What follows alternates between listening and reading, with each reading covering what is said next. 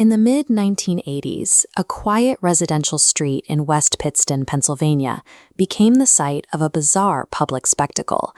Police set up blockades to manage hundreds of onlookers, while news vans and even a coven of witches gathered on the sidewalk, all focusing their attention on a single duplex. Inside, the Smurl family claimed to be living through a nightmare. They described being levitated from their beds, seeing a creature with a pig's snout, and suffering through violent, unseen physical assaults that they attributed to a demonic presence. The path to this public frenzy began in 1972 with Hurricane Agnes. The storm flooded the region, destroying the original home of Jack and Janet Smurl and forcing the devoutly Catholic working-class family to start over from nothing.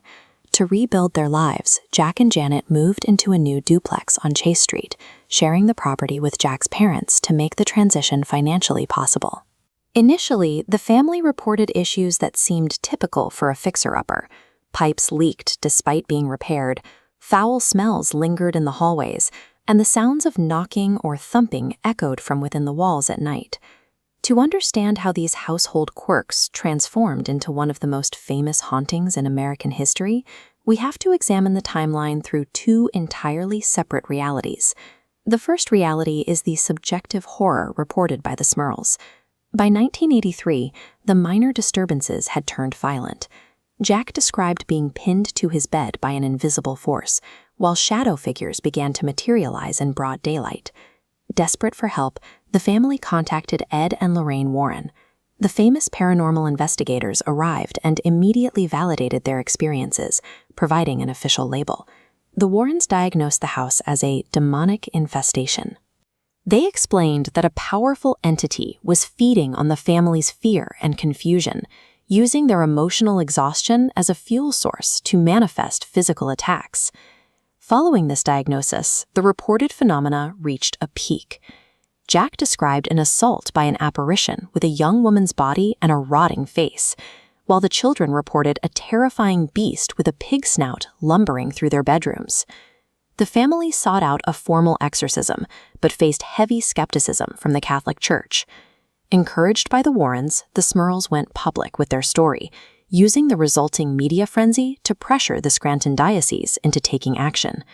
For the Smurls, this demonic struggle was their visceral reality, and with the cameras now rolling on Chase Street, the rest of the world was invited to watch it unfold. The media attention turned the neighborhood into a circus. While the crowds grew, the relationship with their community soured, as the chaos of the haunted house disrupted the entire street.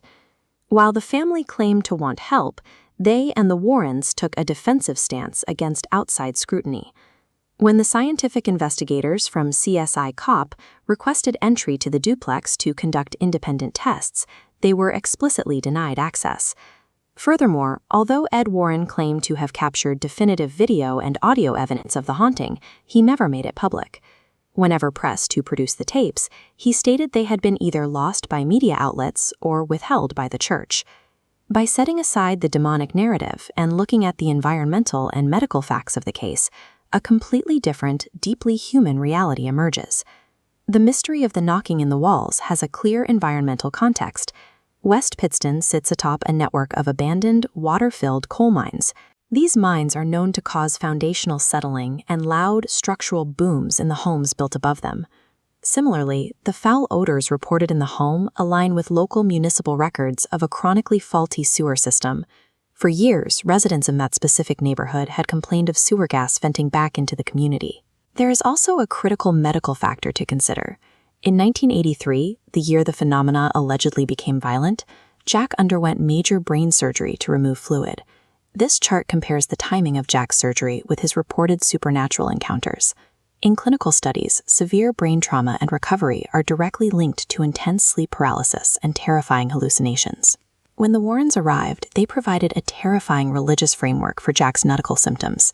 For a traumatized family, this authority-driven suggestion acted as a psychological accelerant, causing the reported activity to spike. The combination of structural noise from the mines, industrial odors, and Jack's medical trauma created a feedback loop.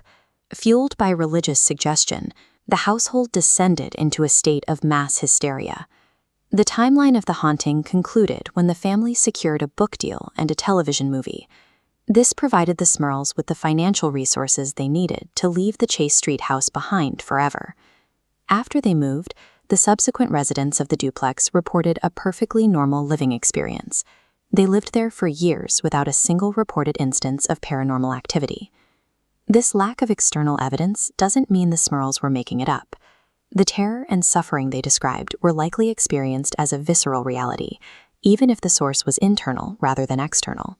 Ultimately, the Smurl case stands as a testament to the capacity of the human mind to construct its own haunted house when pushed to the brink by environment, trauma, and belief.